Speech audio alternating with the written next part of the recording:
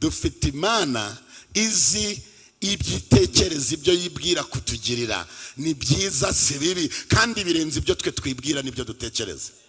Iyo twe tuvuga yaravuga ati oya nibyo nzakugirira neza, ntago bisobanura kubona umuceri gusa. Oya, uzagira umuceri ujya n'abandi, uzajya ugaburira n'abandi, uzambika amahanga menshi, kuko wowe uri mu biringira kwizera, niwe mwana wa Aburahamu, kandi mu rubyaro rwe nimo nzahera amahanga yose imigisha. Reka kwisabira gusa, ugomba kugira ibiguhagije ukagaburira n'abandi.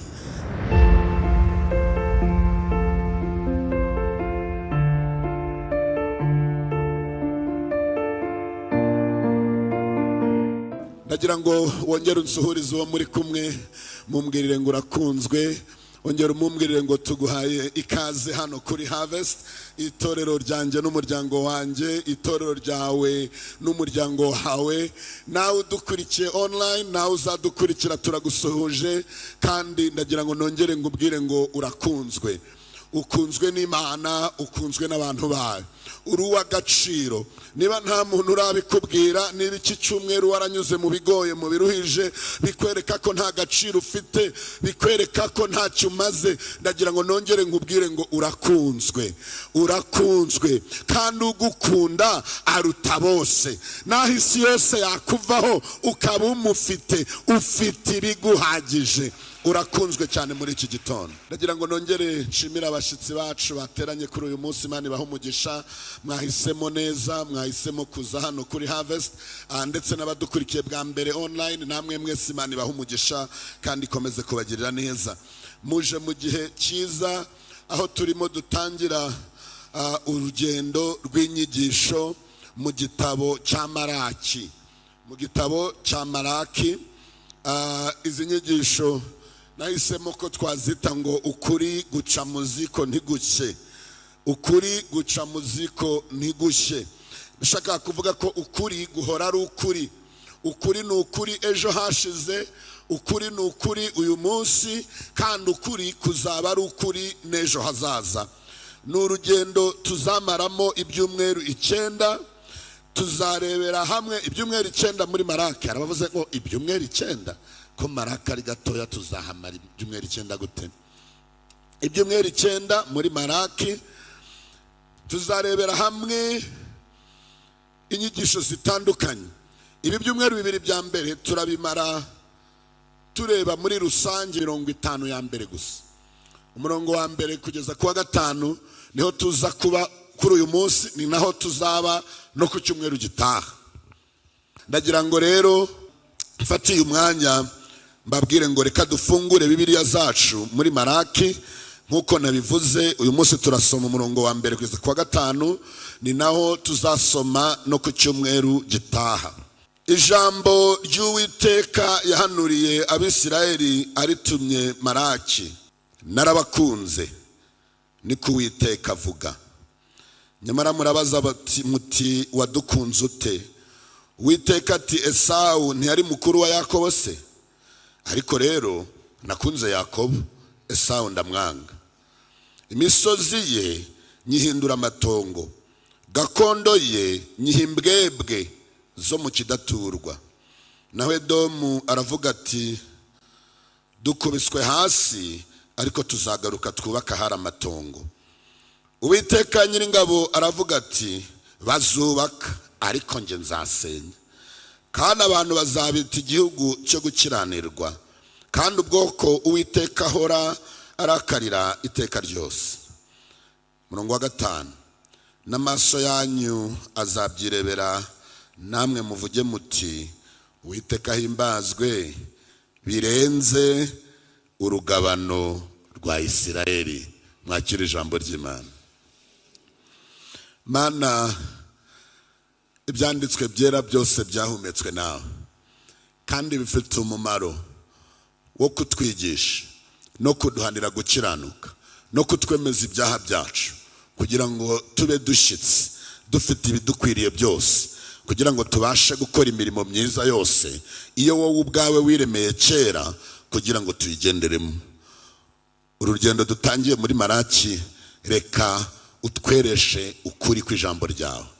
reka nk'uko wagendanye natwe mu gitabo cy'ibyakozwe n'intumwa no muri Maraki wongera utwibutse ko uri ukuri, kandi kukuri guca mu Ziko ntigushye, guhora ari ukuri kandi ni wowe kuri, mu izina rya Data twese n'Umwana n'Umwuka wera, amen. Ndagira ngo nongere mvuge ngo uyu munsi amagambo tuganira avuga ngo ukuri guca mu Ziko ntigushye. Imana niyo mugenga wa byose, iri hejuru ya byose, ariko urukundo rwayo kuri twe rurahebuje ntirugira akagero. Ukuri guca mu Ziko ntigushye. Imana niyo mugenga wa byose. Uyu munsi nibyo tuganiraho. Imana niyo mugenga wa byose, iri hejuru ya byose, ariko urukundo rwayo kuri twe rurahebuje ntirugira akagero. Muri uru rugendo tuzarebera hamwe ukuri nyakuri, amahame menshi y'ukuri yahozeho, ariho kandi azahora. Ese hari igihe waba warigeze kuba ufite amakuru cyangwa se inkuru itari nziza, kandi ufite umuntu ugomba kuyibwira, ugashaka kuyivuga, warangiza ugatinya bitewe n'ukuri mureba ingaruka, cyangwa se utiteguye uko aba bantu uyu muntu ashobora kuyakira, ariko kandi nta mahitamo ufite, ugomba usabwa kuyimubwira. Uko byari bimeze kuri Maraki. Ubutumwa yari afite yahawe n'Imana ntabwo bwari bworoshye kubutanga.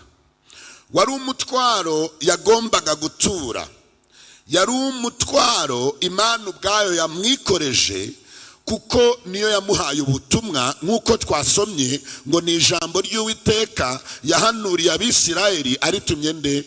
Maraki. Mu yandi magambo, Maraki we yavugaga ibyo yari atumwe n'Imana. Imana yari imutumye muri rusange yuko igiye kubahanira gukora nabi kwayo. Imana ituma Maraki. Maraki nta bintu byinshi tumuziho cyane, uretse kuba tuzi ko izina rye risobanura intumwa yanjye cyangwa se intumwa y'Imana. Kugira ngo tubashe gusobanukirwa iki gitabo cya Maraki, biradusaba kugira ngo nongere mbafashe turebe amateka yabanjirije iki gitabo cya Maraki, kuko nibyo bituma tumenya aho duhera, tumenya ngo ese ibi bintu ni ibiki. Maraki urabona ko araza kuvuga ku batambyi, avuge ku bitambo, avuge igicaniro, avuge Yakobo, avugemo Esawu, avugemo Eliya, avugemo amategeko, avugemo Edomu. Ibyo byose ntiwabasha kubyumva neza udahereye ku kubanza kugira amakuru ku mateka y'ibyabanje mbere. Ngaro mwumvire ngo turimo kujana.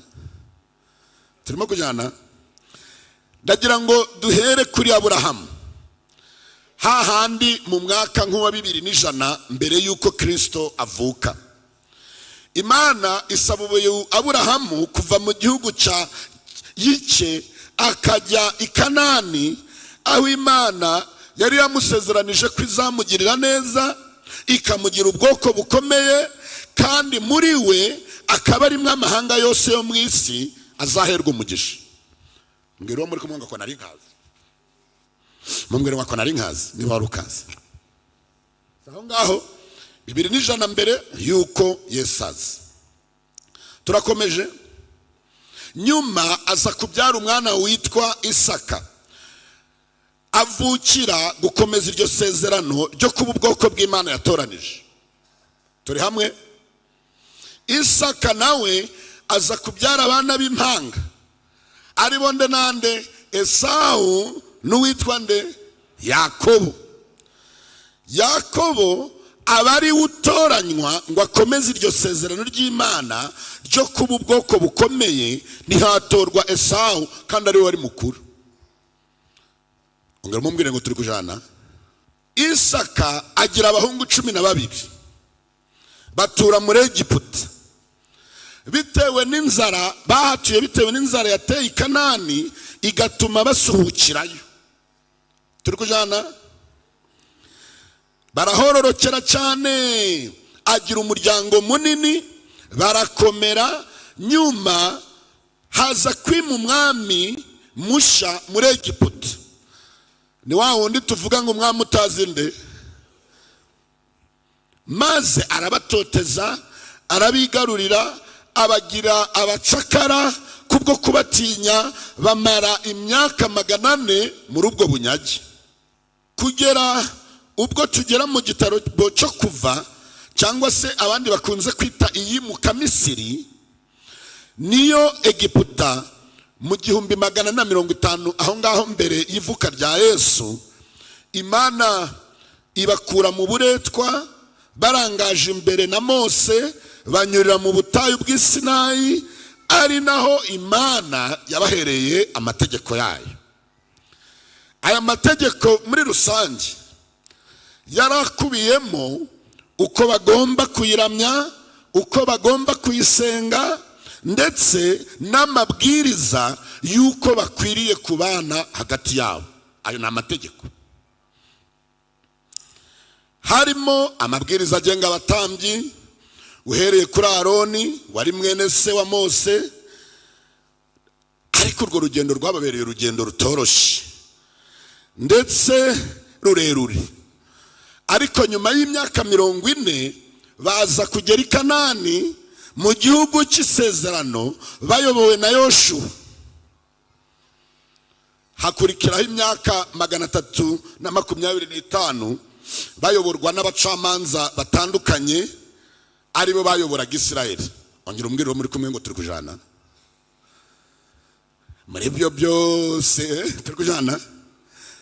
Ushavuga ati si Bibiliya yose, si byo turi kugendana, ni teoloji yose ngiye mu minota 40 ingahe gusa, 45, si byo? Ibi byose turimo turabivuga kugira ngo tugere kuri nde, kuri Maraki. Nababwiye ko uyu munsi turi ku murongo wa 1 kwa 5, no ku cyumweru niho tuzaba turi. Nibura umushyitsi wacu hano nta bindi bintu dutanga uretse ijambo ry'Imana. Ntabwo tubwira abantu ibitekerezo byacu n'ibyifuzo byacu n'ibitabo twasomye n'amashuri twize, kandi twarayeze cyane. Ariko kuko tuzi neza ko abantu icyo bakeneye ni iki, ni ijambo ry'Imana. Yesu ubwe yarabasabiye ati datubereshe ukuri, ijambo ryawe ni ryo kuri. Byaje kurangira kubwo kwinangira kwabo, bahawe umwami witwa Sawuli. Abo umwami wa mbere wayoboye Abisirayeli, ubwo icyo gihe bari bageze nko mu mwaka w'150 mbere y'uko Yesu avuka. Sawuli asimburwa na muhungu we witwa Dawidi. Dawidi nawe asimburwa na muhungu we witwa Salomo. Turi kugenda. Umwami Salomo yubakira Imana urusengero rw'agahebuzo rwo kuramya Imana. Ibintu byari bikiri byiza cyane, ubwiza bw'Imana bwari bukiri kuri we. Ariko ntibyarambye, kuko ubwami bwe bwaje gucikamo kabiri. Hari muri nka 930 mbere iyo myaka, nushake nta n'ikivuze cyane, nta nubwo wajya no kwibuka cyane. Birangira imiryango 10 igiye ukwayo mu majyaruguru, ari isigara ariyo yitwa Isirayeli.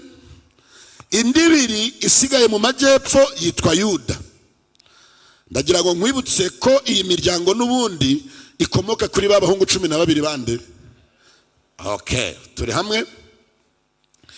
Imana ihamagarira umuhanuzi Eliya, imutuma guhanurira umwami Ahabu. Ahabu yari umwami wa Isirayeli, ubwo ya miryango 10. Bigeze mu mwaka nka 722 gutyo mbere y'ivuka rya Yesu, Isirayeli iraterwa, barahunga, baratatana, ntibongera kugaruka. Biza kugera muri 586 gutyo mbere ya Yesu, Yuda nayo itsindwa na Babiloni. Rwa rusengero rurasenywa, abantu bagirwa abanyage imyaka 70. Turi kugenda. Peresi yaje guhirika Babiloni. Umwami Sirasi yemerera Abisirayeli gutahuka no kongera kubaka urusengero rwabo, ruza kuzura nko mu mwaka wa 500 gutyo na 16 aho ngaho mbere y'ivuka rya Yesu. Nehemiya aza gusanura inkike z'i Yerusalemu. Turaho ngaho hari hageze nko muri 445 mbere y'ivuka rya Yesu. Nyuma ya Nehemiya gato ahagana nko muri 435 haza Maraki. Ubwo niho tugeze kuri Maraki. Yatangiye kubwiriza no guhanura, niwe muhanuzi wa nyuma kugeza ubwo hazaga Yohana Umubatiza mu gihe cya Yesu, kandi Maraki nawe yari yaramuvuzeho. Turaho ngaho. Isirayeli rero ubwo hatugeze ni ba bandi barokotse kuri ba bantu b'Imana bahungutse bakaba bari batuye Yuda. Ndizera kumaze kumva neza ko Maraki ndetse n'isezerano rya kera ryose ryandikiwe abantu bari bariho ahantu hariho, ntabwo ari igitekerezo, ntabwo ari umugani. Ako kantu ndagira ngo kumve neza.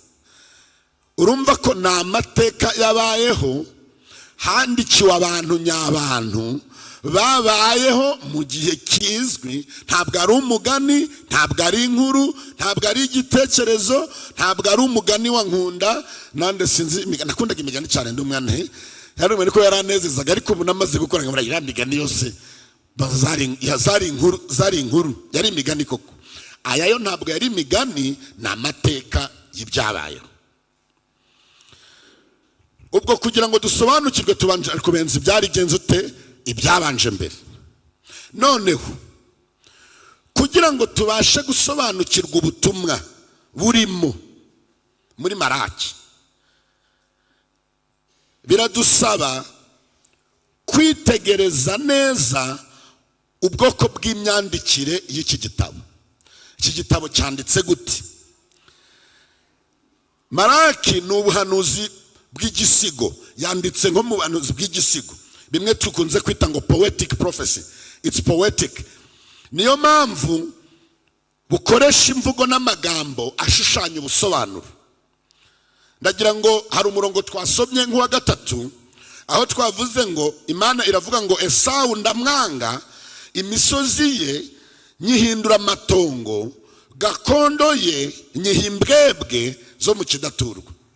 Ntabwo aya magambo avuga ko yafashe ubutunzi bw'akabuhereza imbwebwe zirambwebwe turimo kumvikana. Ni ubuhanuzi bw'igisono, ni amagambo ashushanya avuga ibyo bishaka kuvuga. Imbwebwe zo mu kidaturwa ni imvugo yakoresheje ashaka kwerekana ko barahanwe bikabije, ibyabo bihabwa abatari babikwiriye. Bisobanura ko abakomoka kuri Esawu batakibaho. Ibyo bari batunze yewe nabo ubwabo byarangijwe, binyagwa n'abatakabaye babanyaga, aribo bagereranyijwe n'imbwebwe. Wibuke ko bakiri kumwe n'Imana ntawabatsindaga, ntawabaneshaga. Niyo mpamvu ibyabo byahawe imbwebwe, byariwe n'imbwa. Wagira ngo n'abanyarwanda, wagira ngo wanditse ari umunyarwanda. Abanyarwanda nibo bakunze kuvugira mu migani, siko biri? Yewe mbwa zabineye zabirwaniyemo. Nturukumva narinzi ngo nturukumva abaze imbwa ngo zabirwaniyemo. Umunyarwanda ahita amenya icyo bagenza ute. Ntabwo bivuga ngo ni imbwa koko ngo zaje ngo zirarwana, ni ishusho, niyo mvugo turiho. Kugira rero ngo dusobanukirwe biradusaba kumenya uko iki gitabo cyanditswe. Ubuhanuzi buvuga ku bibazo bitagenda neza mu mibereho y'abantu. Hari igihe abantu bakunze kwibwira ko ubuhanuzi buvuga ku bizabaho mbere gusa.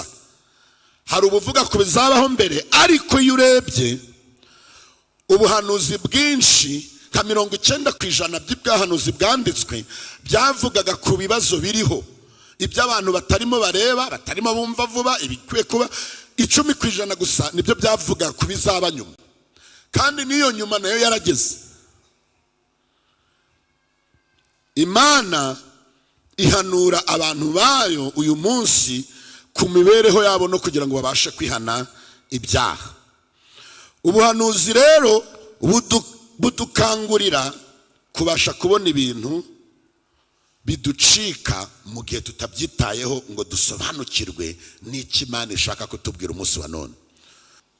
Abahanuzi babashaga kureba ibyo abandi batabona, bakazana ubutumwa batabasha gucecekana.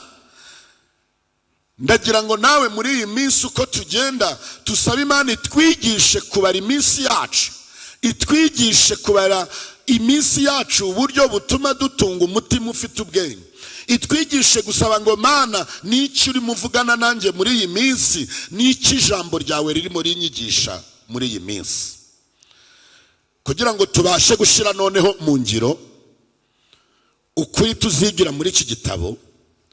Biradusaba ko tumenya uko abari bagenewe ubwo butumwa bwa mbere bari bameze, ibyo banyuragamo muri iyo minsi. Reka mbikubwire muri make ibintu twavuga nk'umwaka muzima. Reka mbikubwire muri phrase imwe. Bari abantu bo mu bihe bumvaga inzozi zabo zitaragerwaho. Hari ibyo bari biteze ku Mana bitari byakagerwaho, banza bagiye kumera nk'abantu none. Wibuke ko urusengero rwabo rwari rwarubatswe, rwaruzuye ndetse n'inkike zirasanwa, ariko ubwiza bw'Imana mu gihugu cyabo, kuramya Imana mu cyubahiro cyayo, Imana ihari igendana nabo ikora, ntabwo bwari byakagaruka. Nibyo bari biteze, nibyo bari bategereje. Bari bategereje ko ubuhanuzi bw'ububyutse buhita buza, urusengero rwabo rukongera kuzura. Rukimara kuzura bakongera bakamera nk'uko bari bameze mbere. Wibuke ko Simaraki wahanuriye wenyine, na Mose yari yarabihanuriye. Ni bandi Imana yahaye amasezerano bagitegereje, abagitegereje amasezerano y'Imana, bategereje amasezerano y'Imana. Amen. Imana yacu ibyo yavuze no kubikorera agenza gute? Nabo bari bategereje. Wibuke ko na Mose mu bice 9 ku murongo wa 14 yari yarababwiye ngo Imana iravuze ati, kandi nzagarura ubwoko bwanjye Isirayeli bari barajyanye ari imbohe, bazongera kubaka imidugudu yari yarashenywe bayisubiremo, bazatera inzabibu banywe vino yazo, bazahinga imirima barye ibizasarurwamo. Na Isaya yari yarabahanuriye igice cya 62 ku murongo wa 3. Ijambo riravuga ngo, kandi uzaba ikamba ry'ubwiza riri mu ntoki z'Uwiteka, n'igisingo cy'ubwami kiri mu ntoki z'Imana yawe. Byari byarahanuwe ariko byari bitaraba. Imigani myinshi yabo, n'imijyi myinshi yabo, n'imisozi yabo, n'imidugudu myinshi yabo ntabwo yari yakubaka, yari ikiri imisaka. Nta nubwo abantu bari bakagaruka ngo bature ubone koko byaragarutse. Imirima yabo ntabwo yari yagaterwa inzabibu ngo babashe kunywa kuri ka vino kayo nk'uko byari byarahanuwe. Ntabwo umujyi wabo, imibereho yabo, ubwoko bwabo bwari bwakabaye ikamba n'ubwiza bari barasezeranijwe. Babirebeshaga amaso ngo babirebesha amaso yabo. Abantu bari basa n'ababaye abarakare, binubira ko Imana yatinze, kuko ibyo bari bayitezeho ku buzima bwabo, uko igihugu cyabo kizamera, ntabwo byari byakabaye.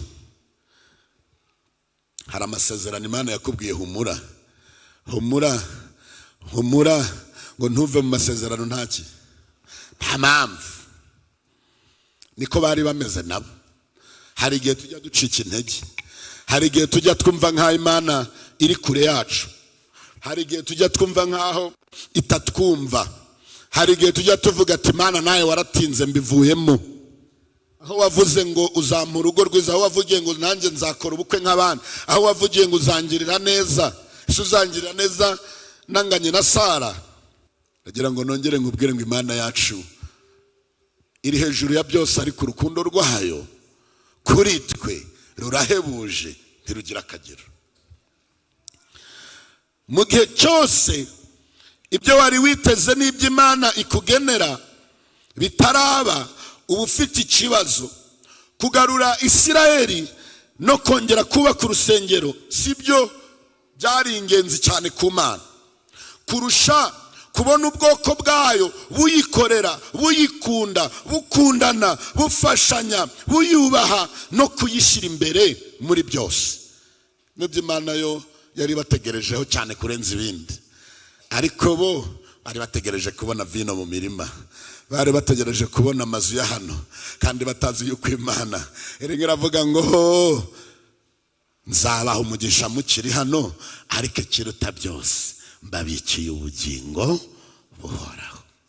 Imana kiriya gihe ndetse no muri iki gihe cya none irashaka ko tuba abantu bayo bwite, yironkeye, abantu bayiramya kandi baharanira ko icyubahiro cyayo kitajya ku wundi cyangwa ku kindi kintu cyose. Abantu baharanira kuyihesha icyubahiro mu magambo yabo no mu bikorwa byabo. Ni muri urwo rwego Maraki yakiriye ubutumwa, aravuga ngo ndabutanga.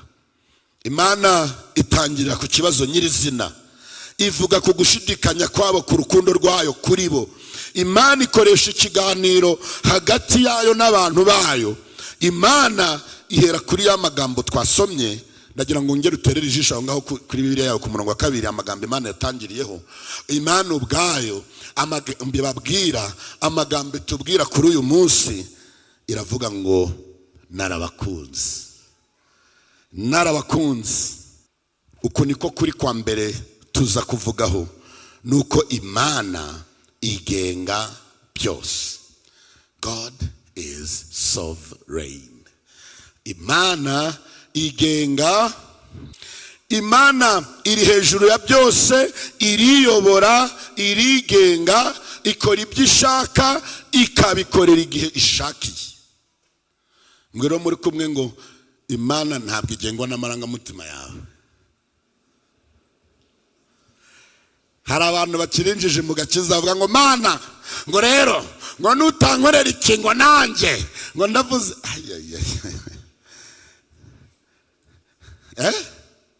ngo Mana ngo uranyemera ibiryo ngo iki ngo utarya ngo wego kutarya ngo wabimpaye ngo niba atari ibyo ngo ntabwo nzava hano.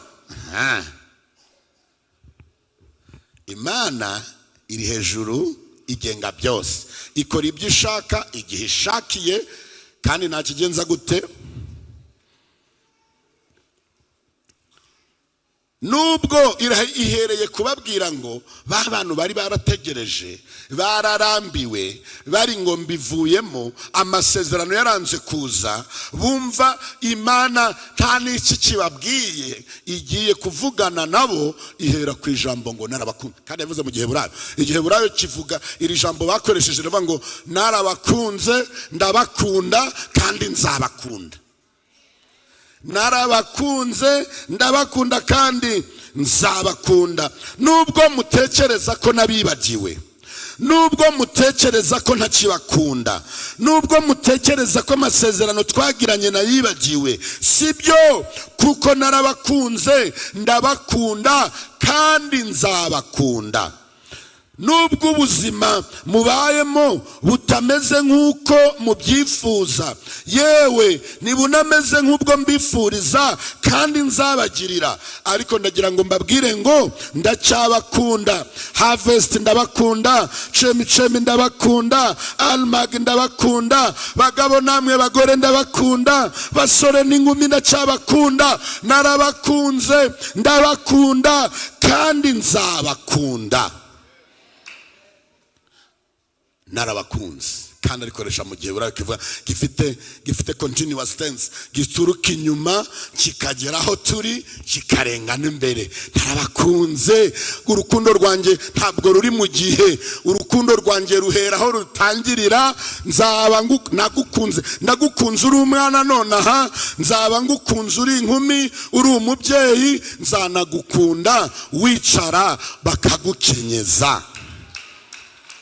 ntacyahindutse, ndacyari hano, ninjye ukiyoboye, muhumure, ibyo nkora ndabizi, munyiringire, ninjye ugitegeka kandi ninjye ukigenga byose, ndi hejuru ya byose na bose. Mana isa nikorana ikiganiro nabo. Niki gituma mwibagirwa vuba? Mwibagiwe aho nabakuye, mwibagiwe urugendo twagendanye, mwibagiwe mana nabahaye, mwibagiwe ko nabatoranyije nkabitaho, nkabagaburira, nkabarinda imyaka irenze 1000. Ese mwibagiwe ko ubundi nabatoranije ntacyo nshingiyeho? Halo, cyumweru gitaha muzabireba neza cyane, niyo mpamvu nashatse kuhaguma, kuko hano wahamara n'ukwezi.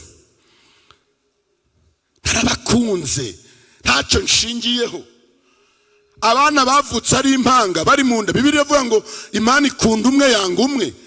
Ise n'umwe, bavutse hamwe, bari mu nda imwe, ni n'impanga, Imana itoranya umwe. Uko Imana yatoranyaga kera na n'ubu niko igitoranya. Imana yaradukunze, Imana yaradutoranije. Hari abakomediye, ntabwo nzi niba ari komediye, bafite nandi bajya bita ngo niba ari icyumba cy'amakorasi. Ejo baririmbya kandi barimo witwa Rugaba. Rero nagayo mvana ngo sinzi niba ngo reka niba ntabwo kwibuka neza, ngo reka kwiyemera ngo n'ubuntu bw'Imana gusa. Ni nshashasha njya mbakurikira cyane. Yarakora kuko hari igihe bakora za zindi zituma abantu bajya ahantu ukamera nkaho Imana ari mugenzi wawe muri kuganira, ariko ako ngako kari karizima. Ibyo yagukoreye, aho yakugejeje ayo mashuri, ibyo yagukoresheje, ibyo urimo kugukorera, nta kindi shingiraho, ni umugambi wayo gusa, ni urukundo rwayo gusa, ni ubuntu bwayo. Kuba mutishimye uko mubayeho nonaha biraterwa nuko njyewe nkorera ku isaha yanjye ubwanjye. Kuba ibintu bitameze neza ntabwo bivuze ko ntabibona cyangwa se ko nananiwe, ahubwo isaha yanjye wowe yitegereze. Uko narinde ejo n'uyu munsi niko ndi, kandi niko nzahora. Nitwa ntiho, nta kintu na kimwe kibaho ntabimenye, ntabyemeye cyangwa ngo mbitegeke. Ashobora kwibaza uti none se niba nta kintu na kimwe kibaho Imana itabyemeye cyangwa se itabishaka, kuki ireka n'ibibi bikangeraho? Niba Imana se ariyo yemerera ibyo bibi bikangeraho, iyo Mana ndayanze, ntayo nshaka. Ndagira ngo nkubwire ibintu 5 bishingiye ku kuba Imana ariyo mugenga wa byose. Ihame ry'ukuri, ukuri nyakuri twa mbere twavuye nuko Imana igenga byose. Uko ni ukuri, ikora ibyo ushaka. Ku cyumweru gitabazana muzarebera hamwe ko tuvuze ngo Esau, uzareba hamwe ko urebeye inyuma wavuga ngo Imana kuki yahisemo abana babiri bari mu ndimwe, umugabo umwe n'umugore umwe, bakiri mu nda, Imana itoranyamo umwe. Ngero muri kumwe ngo dufite amahirwe ko Imana yaradutoranije.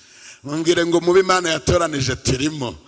Mwambwire ngo dufite umugisha kuko turi mu Imana yagenje ite yatoranije, ntakishingiyeho. Ngero muri kumwe ngo Imana inkunda ntakishingiyeho, kandi zangirira neza idashingiye no ku bitekerezo byawe. Ushatse banamubwira Imana izangirira neza ititaye no ku bitekerezo byawe. Nushaka ugira ishyari cyangwa urireke, wakanga kanguzi ko twarabanye nyine, ariko Imana yahisemo kungirira neza. Nawe izakugirira neza, nawe izagenza gute? Nawe izakugirira neza. Nagira umuntu kureba nawe uzamubwire ntundebe kuko nge ndi mu mugambi w'iki.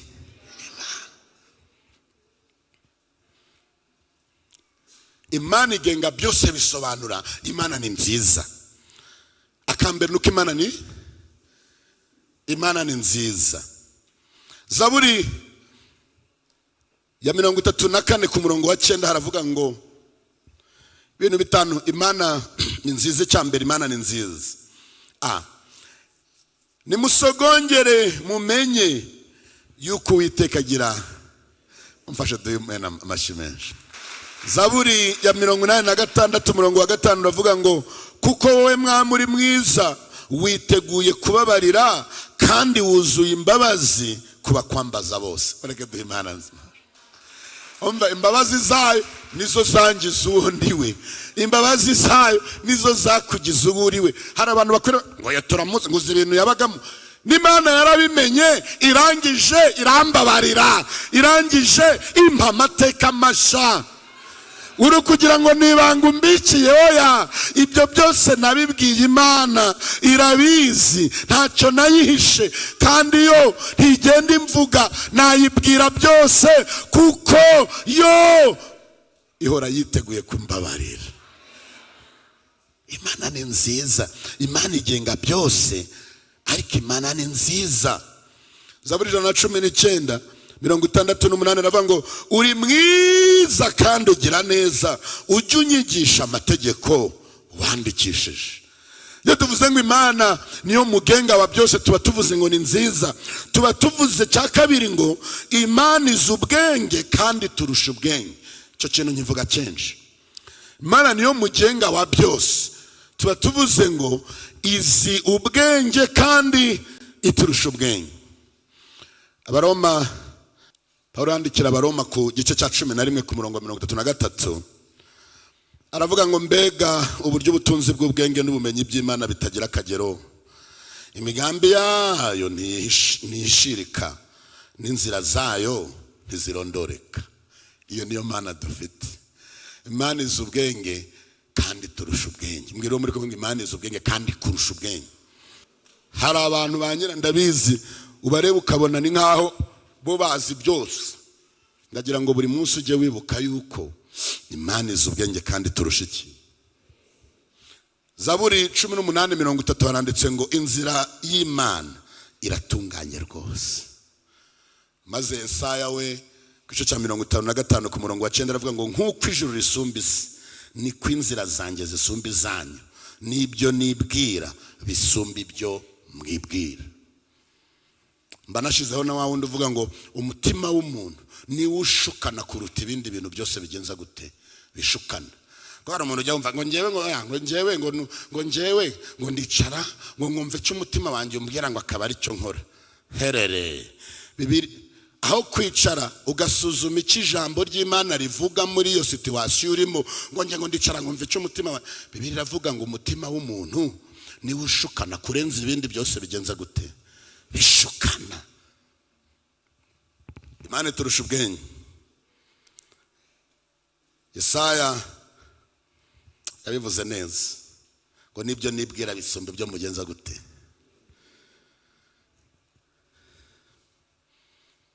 Buriya Imana hari igihe tuyisenga ikatureba.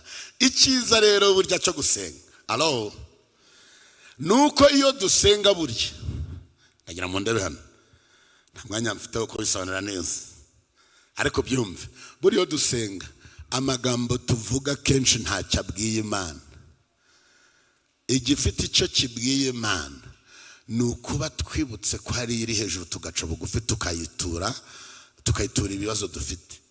Kuko ngo Mwuka Wera ni usobanura. Dufite umu-interprete, nta nubwo dufite umu-interprete gusa we-interprete ibyo tuvuze byose, ahubwo we ni udutakira, aniha, ataka, agasobanura ibyo twagombye kuvuga n'ibyo ibyo twavuze bitari byo igakuraho.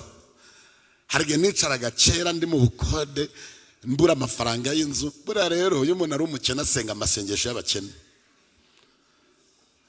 nibyo birahagije kumva indirimbo nkahita menya ni uwayanditse ni umukene, sibyo? Iragabura ubwo twaje imbere yawe Mana uyu munsi turacana imbabura.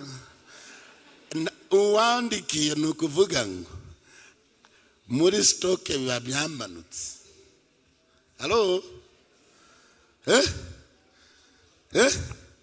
Ngiye gukerereje iragutegera. Ntabwo umuntu ufite imodoka yakwandikiye. Turi hamwe? Wenda yavuga ngo guhereza essence cyangwa iguhiki. Rano icyo gihe narasenga ni Imana, nuzampa akazi kanjye aho uzakamba hose icyo nkeneyemo na twumba tubiri, akumba kamwe ko kuraramo nigashake kabe gato kakwiramo igitanda, nakumba kabashitsi, nakadushe, n'agatuwarete, n'agasaro kajyamo intebe. Uzaba ari za batatu, mana nzaba naranyuzwe. Ningusaba ibindi, dufite Imana izi ibyitekereza, ibyo yibwira kutugirira ni byiza si bibi, kandi birenze ibyo twe twibwira n'ibyo dutekereza. Iyo twe tuvuga yaravuga ati oya nibyo nzakugirira neza, ntabwo bisobanura kubona umuceri gusa. Oya, uzagira umuceri ujya uha n'abandi, uzajya ugaburira n'abandi, uzambika amahanga menshi, kuko wowe uri mu biringira kwizera. Niwe mwana wa Aburahamu, kandi mu rubyaro rwe nimo nzahera amahanga yose imigisha. Reka kwisabira gusa, ugomba kugira ibiguhagije ukagaburira n'abandi. Ubwo njye ndimo gusaba ngo Mana ngaburira abana banje, Imana ikavuga toya, Mana mbashisha kubasha kugaburira abana banje no kugaburira abana b'iki babandi. Ifata amasezerano yacu, amasengesho yacu igakosora ibyo turimo tuvuga biraho. Wayibwira ngo igare, ikakubwira toya ntago ari igare gusa, nzaguha n'imodoka. Yabwira toya Mana unyishurira ikode, ati nibyo ndari kwishurira, ariko mu myaka 2 iri imbere nzaguturisha hawe, nawe ujye ufungura iwawe. Imana ikora ibyo ishatse, ntawe uyiburanye. Aha ni Imana ibera Imana. Mbwirira, hari umusaza watubwirizaga kera, yaratubwiye ngo mbwire, niba nanjye ndabivuga bigakunda, ngo mbwirira wo muri kumwe ngo Imana ntago ari mubyara wawe. Uwo musaza yabaga kuri butaka, mumbwire ngo Imana ntago ari mubyara wawe. Uwo musaza namwibuka yitwa Yakobo, yatwigisha, yaje kutubwira ngo nitubwirane ngo Imana ntago ari mubyara wawe. Nari mutoya nkiri muri primaire, ariko sinzabyibagira. Imana ntabwo ari mubyara wawe. Yani icyo shaka kuvuga, Imana ntabwo ikinishwa. Mu Banyarwanda ubanza mubyara w'umuntu ari babaga begeranye, bashobora gukina, bashobora Imana yo tuvuga ngo Imana ni mugenga wa byose, twavuze ko ari nziza, izi ubwenge kandi turusha ubwenge, ariko Imana ikora ibyo ishatse igihe ishakiye, kandi ntawe uyiburanya. Nababwiye ko ku cyumweru muzabyumva neza, kuko hari ahantu nababwiye, wibuke ko turi kukomoka aya mateka ya Isirayeli nk'abana b'Imana, niyo natwe dushamikiyeho nk'abana b'Imana, bagizwe abana b'Imana, abanyamahanga. Niyo mpamvu tuza kuzamuka ngo abiringira kwizera nibo rubyaro rw'iki rwa Aburahamu. Wibuke ko Imana ikora ibyo ishatse, nturajya kuyiburanya ngo none se kuki wahisemo noneho aba bana b'impanga bari kuvuga. Urebye n'ibyari mu muco, n'ibyari bisanzwe, uwagombye guhabwa umugisha yagombaga kuba gakuru. Imana igiye gutoranya yifatira nde? Yifatira gato. Muzabirebaho neza. Imana ikora ibyo ishatse, ntawe uyiburanya. Zaburi 115:3, Dawidi ndamukunda cyane, aravuga ngo ariko Imana yacu iri mu ijuru, yakoze ibyo yashatse byose. Imana yica ishatse igakiza. Hari igihe mujya musenga rero mugasenga n'amarangamutima ukumva ni nkaho utari kumwe, ngo Mana ngo watanze ingabo nyinshi zipfa ku bwacu. Nyine ngaho utekereza, ose urukumva kuzirusha iki? Ibyo kandi ukumva ni sawa, kuko wowe utagiye muri za ngabo zagenze uti se ku bwawe. Nukumenya ngo Imana, ngambwira umuntu kumenya Imana ntago ari mubyara wawe.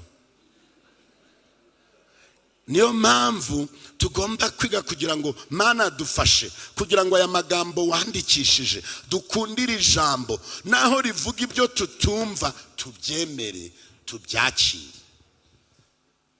Hello? Ntago turi muri byo, ariko ni ukuvuga ngo Imana ibintu ivuga, Imana iri seriye. Iyo tumenye the seriousness of God, ibibazo byinshi biri no mu ngo hano, ni ukubera ko abagabo, ubu bose abagabo bitwa ba baby. He's not your baby, he's your Lord. Uwo ntago ari umubebe wawe, ni umutware wawe, ni umwami wawe. Actually biravuga ngo ni umwami wawe, ariko kubera ko tuvuga ngo shu baby, ugera ukabona Imana yaravuze ngo udiringe nkawe nkuru kudiringa n'umwami wawe. Mujya musoma igitabo iyo turi kuvuga ngo ninde tuvuga ngo riho ngo mu gihe ngiki Imana yabishe kugira ngo uzabeho ngo uzabashe gukora mu gihe gisa n'iki, yitwa hande Esther. Mwarebye afere yarari gukora kugira ngo ajye imbere y'umugabo we, kubera ko umugabo yari iki, sinzi niba mwarabisomye, ntagapfa kugenda garekaye, kandi yari umugabo we, ariko wibuke ko yari iki, yari umwami we. Uribuka ngo aratekereza muzabise kigitabanza nacyo tuzajya kukigaho. N'umugabo we, ariko kubera ko ni umwami we, Imana ikora ibyo ishatse ntawe yiburanye. Ubuse ni introduction gusa ndimo ndasoza. Nsigaje tubiri. Akakana, Imana iri hejuru y'amahanga yose n'abantu bose. Impamvu ibi turi kubivuga ubwo uko tuzagenda muri byumweru 9 uzagenda usobanukirwa. Ahangaha biri kuzira kuri Marake.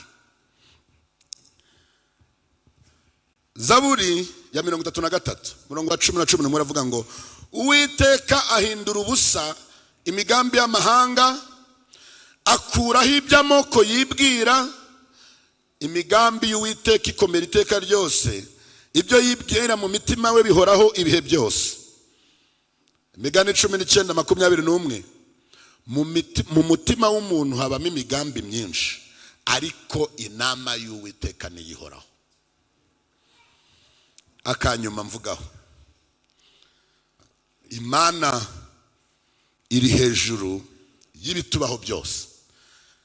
Ya Mana iri hejuru y'ibitubaho byose nirimo kuvuga ngo narabakunze ndabakunda nzaba. Kugira ngo wumve rya jambo nuko ugomba kubanza gusobanukirwa uyu uri kurivuga ninde.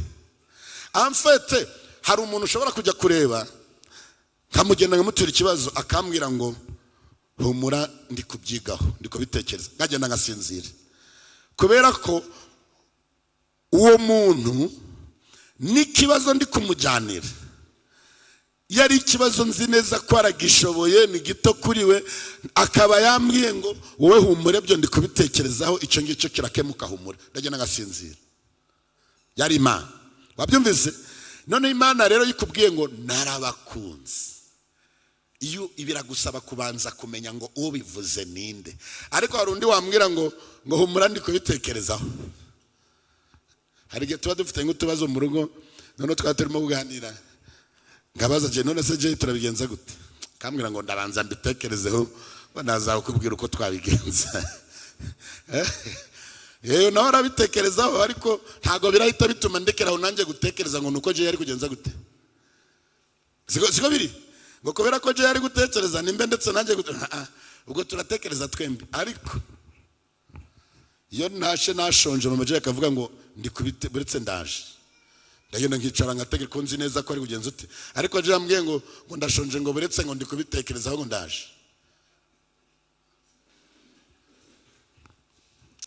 Yesaya 45 murongo wa 7 uravuga ngo ninje ure mu mucyo n'umwijima nkazana amahoro.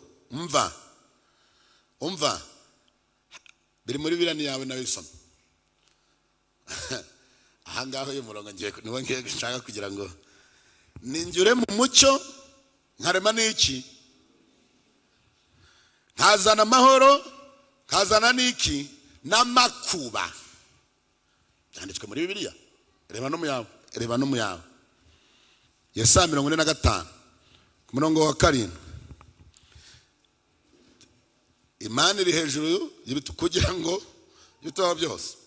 Ninjure mu mucyo n'umwijima nkazana amahoro n'amakuba, nje Uwiteka nijye ukora ibyo byose. Imana iduhanira kugira ngo bitubere byiza, dusangire kwera kwe. Imana ntabwo ari itera ibibazo byose n'amakuba. Ibibazo byinshi n'amakuba hari ibiterwa n'amahitamo mabi yacu menshi n'ibyaha byacu, ibindi bigaterwa na Satani, ibindi bigaterwa nuko turi mu isi yanduye y'ibyaha, ibindi bikava mu ishano isi yagushije ku bw'icyaha. Ubwo Imana ariyo mugenga wa byose, ikaba ari nziza, ikabizi byose, ikabikora ibyo ishatse igihe ibishakiye, iri hejuru y'ibiriho n'ibitubaho byose, iri hejuru y'amahanga yose n'abantu bose. Niyo mpamvu tubasha kuvuga kuri uyu munsi wa none ndetse no muri iki cyumweru naho uzanyura hose yuko ukuri guca mu Ziko Ntigushye nuko Imana niyo mugenga wa byose, ariko urukundo rwayo kuri twe rurahebuje, ntirugira akagero. Ushatse wakongeraho nta nicyo rushingiyeho. Ndagira ngo muhaguruke dusenge Imana. Muri iki cyumweru uzibuke ku rukundo rw'Imana. Ukuri guca mu Ziko Ntigushye, ukuri nyakuri kwa mbere tutahanye nuko Imana niyo mugenga wa byose, iri hejuru ya byose, ariko urukundo rwayo kuri twe rurahebuje, ntirugira akagero. Aha niho handi bahera bakavuga ngo papa niwe mutware utwara iki? Abatware tugahamiriza rikava. Aramutse Imana tutari mu ruhande rwayo ntago twahamiriza. Wibuke kwikora byose igihe ishakiye, ikica uwishatse, igaha umugisha uwishatse undi kamuvuma ngo uyo naramukunze rundi ndagenza gute, ndamwanga. Mbwira muri kumwe ngo duharanire kuba mu ruhande rw'Imana. Mwambwire ngo turi mu ruhande rw'Imana, kandi ubwo Uwiteka ari mu ruhande rwacu, umubisha wacu yava hehe?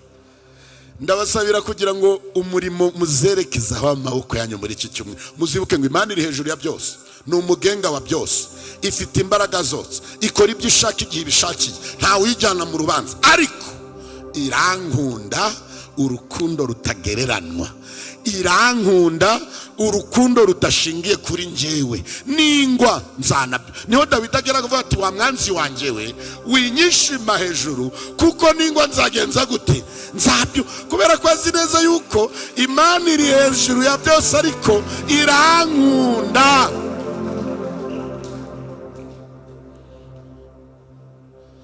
Mana tugushimiye ijambo ryawe, dufashe kugira ngo ritweze, ridutunganye, tugutinye, tukubahe, ariko twibuke ko dukunda urukundo rutagira akagera. Uduhe kugendera mu nzira zawe Mwami. Akira n'aya maturo tugutuye, ntabwo tugutura tugura nawe, turagutura kuko ijambo ryawe ari byo ridusaba, kandi yuko hari umugisha uva mu kugukiranukira.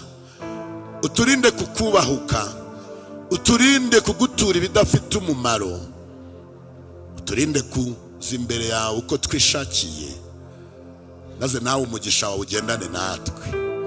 Imirimo twerekejeho amaboko yacu yiha umugisha, abatureba babone ko kukubaha no kukumvira ari bwo bwenge. Mu izina rya Data twese n'Umwana n'Umwuka Wera, amen.